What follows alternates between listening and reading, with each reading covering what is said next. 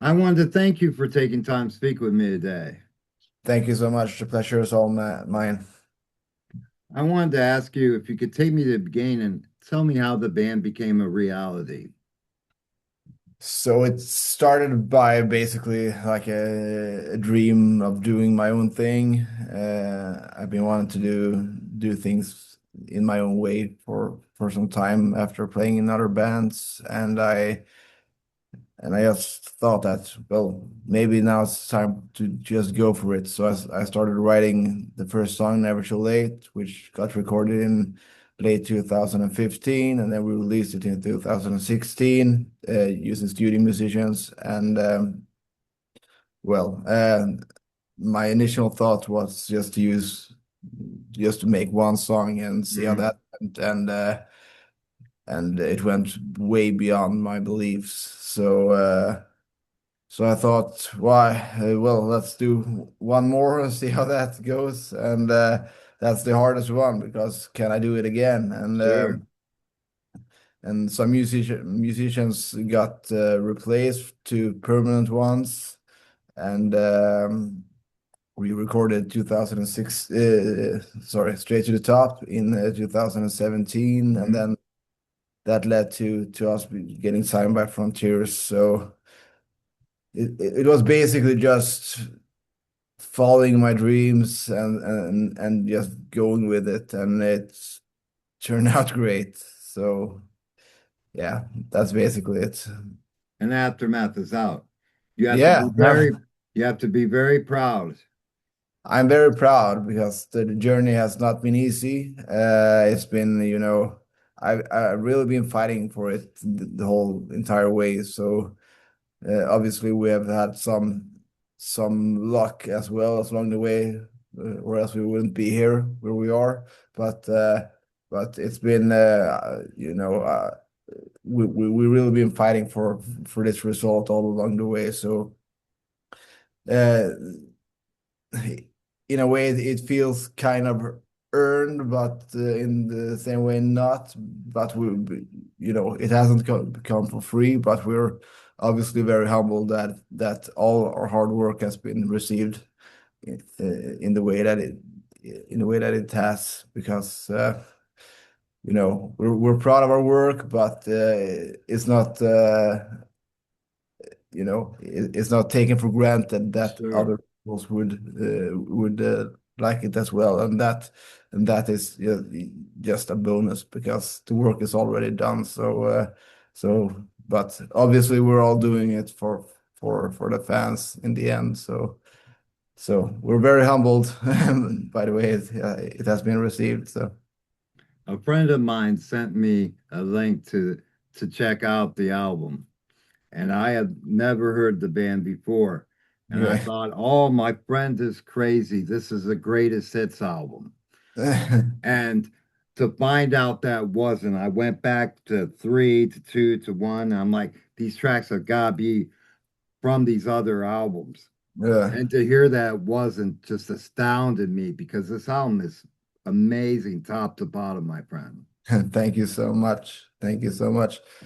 We're just thinking that if it's gonna be on the album, it's gonna be a good one, and then hopefully the rest of the people think so as well. So And some of the out tracks I wanted to ask you about, one of them being Rust. yeah. So Rust was a song that was written probably, I think it was the last one maybe, and it was one of those songs that we really, you know, the album is, we felt that the songs were very good, but we felt that we wanted a very clear single or something that Mhm. stood out, that defined the album in a easy to digest way. And I thought that Rust was heading in that direction, and was that song that really was very easy to take on, and I think that it defines the album in a very cool way because Sure. it's very rustic, beyond the name as well. So I think it's very, it's kind of dirty in a way with the guitar sounds. It's not that clean, but it's very, it's very dynamic, very powerful. It has a strong message as well, which I personally think is very like cinematic, and it Mm, paints a picture for the listener. Yeah. Rust was a very. It was written with a co-writer, Ulrich Lundqvist, as well, that we have worked with before in some ways.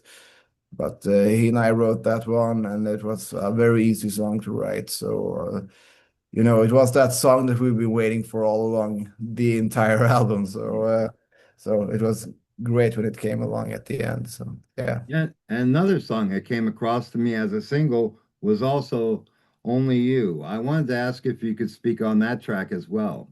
Sure. So Only You was a song that was originally written by Simon and our bass player Denny, many years back, like 2009 or something like that, Wow. maybe a few years later.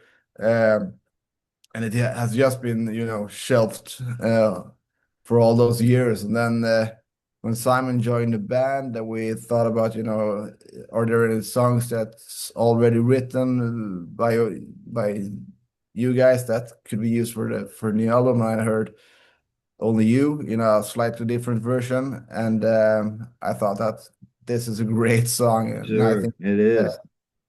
if I can just, sink my teeth into this and change some parts around, I think that this is gonna be a very cool song. And the structure was already, the song structure was already there, and I just needed to change some stuff around and put some distorted guitars here and there, and then were we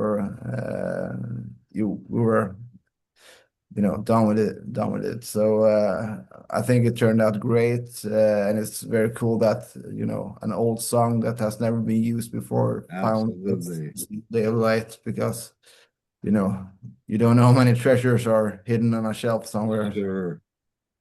Another treasure, I believe, is left in silence. Could you speak on that track as well? Sure. Left in Silence. I don't really remember when I wrote it, but it was definitely for this album. It was sometime during the entire process, and I wanted something that was just like Rust. I wanted something that was very dynamic, but also very grand. More than Mm, I wanted something. I've been listening a lot to like gospel music, or southern Christian rock. It's very epic and very big and very those kind of sounds are very you know it's not that pulls you much in. happening, but it's very meditative in a way, and Mm, very very cinematic and very big. And I thought that it starts like in a whisper, because for the title, and then it just turns out to this sure. epic song at the end. And I think it sends a strong message as well. I think it started out with when you were in a relationship with someone, and you just argued and fought and discussed to the point where there's nothing left to say, basically. And as that went on, I thought, in bigger terms, because that's what's happening in the world as well, because we have Sure. stopped speaking to each other, and all that's left is silence. So, I started on a personal level, but then it went down to, well, maybe this is a message that could be received, in a bigger scale as well. So it's all up to the listener when it comes to the message. But I think the song is very. It has all of those parts that I'm looking for when writing a cry song. So yeah. And I wanted to ask you as well, what are your lyrical inspirations? Well, in as a whole, I think not. I think as a whole, I grab a lot from my personal experience. So most of my life is on all the four albums in some way, and but I can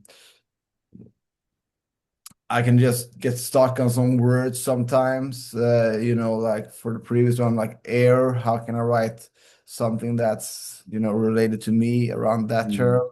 And but as the years have gone on, I wasn't that way in the beginning, because in the beginning I was just writing songs based on my own experience and then coming up with the title at the end.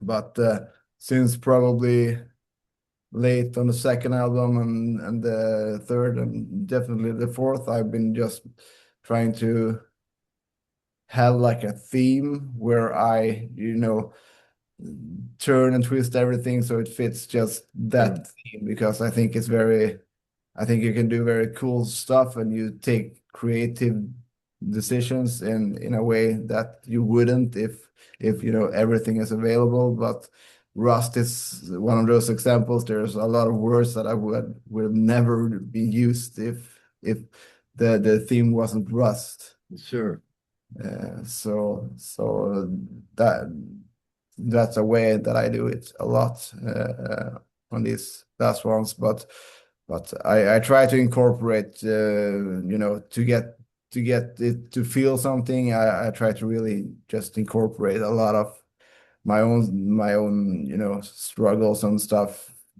in a way that it could be I don't know how to put it in English, but it could be um, for the listener to just take the words and apply them to sure. themselves and their own yeah To their own life. yeah, exactly. So, and I think that has worked, because there's a few fans that has wrote us and tried to say that we've helped them a lot, and your songs have really, helped me out of a dark situation and helped me to get back on my feet again. So, if we can help only one, then that's good enough for me. Absolutely. So, yeah. Absolutely. And Aftermath is amazing sonically. I wanted to ask you, because it's also immersive visually, I wanted to ask if you could speak on the album artwork and the artist involved. So that's a guy that we've been using since day one. He's called Andre, and is very secretive in a way, because he don't want any publicity, because he's like over, he has so much work, but Mhm. he's very solid, and he usually I just write an idea to him, and then he comes up with something, and then we twist it and change it, and then I drive him insane by wanting things to look in a certain way, and then Sure, it just it's just there one day. It goes from zero to nothing in like a very short period of time, and that's the way that we've been doing it from day one. And I think that that is something that has been evolved as well. I think that Aftermath is, in my opinion, the most beautiful one visually in terms of the artwork and stuff like that. So, um, but there's always what are we gonna do for the next one? But right. And now that this album is out, what can yeah. fans look for next? Will you take to the road? Yes, so we've recently, like last week or something like that, we were in Italy playing the Frontiers Rock Festival, which was great, great response from the fans, and for me personally, it's the first show that I've done in like over 1,000 days. So it was some getting used to. I forgot Mhm. that all this, all the fans waiting around for us and stuff like that. That's something that I had forgotten, and I was basically like looking around you know, are you here for me, or who are you? Or and that's very surreal to me, because Sure, just me, and we're just us, and suddenly someone wants to meet you and get your autograph and stuff like that. So that's yeah, that's a bit surreal, but obviously very humbling. And then we did a town here in Sweden last week for our own release party, and then we got a few more stuff coming up here locally in Sweden, which are some pretty big festivals. So that's what's going on for now. We have some more stuff coming out that's not been released yet, but we're looking to get out on the road as much as possible, and hopefully get out in Europe and hopefully get across the pond as well. So yeah, we'll see. And now that the album's out, what is the best way to get a physical copy of this album and any merchandise that you have? Um, I would say that you should just visit the Frontiers homepage or webpage and just order it from there. It would be probably the easiest way to get stuff, abroad and Mhm. stuff like that. So that's my recommendation. And I wanted to ask you, when you're not working on music, what do you enjoy in your free time? Uh, so me personally, I really, really like racing a lot. So especially Formula One. So Mhm. I've been enjoying a lot looking at it at TV, but also I've been driving some Formula cars as well and doing it in a simulator and doing it for real. So uh, that's kind of an interest that I've been really getting into in since like the COVID years, and so that's kind of new, but I really enjoy, the thrill of it, and that hard head of mine. It's just it's not that easy to win, Sure. but I really enjoy that, and it's a nice contrast for the music because it's like something totally different, and it's something that where you can just disconnect the music for a while, and it's very good for the music as well. So that's what I really enjoy. I enjoy a lot of training, going to the gym and stuff like that. And there's more or less not a lot of time left in my life to do something other than, my day-to-day job, which is I'm a teacher. When I don't do music, so that's a day. Absolutely. Yeah. And lastly, I wanted to ask you if you could give a message to your fans, what message would you give them? I really hope that we get to see you all someday. And thank you so much for all the support through the years. I know that mm, the band has, been hitting some bumps for the past years. And we're really glad to be back. And we're really glad that we have gotten this very kind reception, especially for our new album and for our new members. And I'm really thankful because without your support, we wouldn't be here after all these years. We wouldn't even have released a second single. So we're very humbled, and we're very thankful to have all of you because without you guys, we wouldn't be anything. So thank you a lot. Well, I wanted to take a moment to thank you. Like I said, this album took me totally by surprise. I literally thought it was the greatest hits album. Oh, thank you so And much. I thought my friends were, oh, he sent me a greatest hits album. It's not a new release. And so I listened through and I listened through again. And I said, there is no way this is a regular release. I'm going to go back through their past catalog and find these songs. And, needless to say, I did not find them. Thank you so much. That's very kind of you, and it's very humbling as well. And you know, it's always good that we get to speak with new people. And a few of the guys that has been interviewing us has been interviewing us for many years, and it's very cool to speak with someone new, especially from the US, where the USA has always been like a goal for us musically. So, when you make it to the US from here in Europe, that's when you have made it. Well, I look forward to seeing you in Ohio one day, my friend. Likewise, likewise, that would be very cool.